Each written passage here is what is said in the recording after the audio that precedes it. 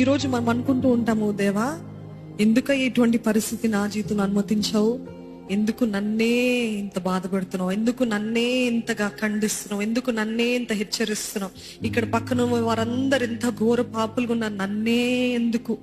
ఒకటి చెప్పమంటారా, ఒక మంచి మాట చెప్పమంటారా? No pain, no suffering, no tears that you have cried in God's presence will ever go in vein.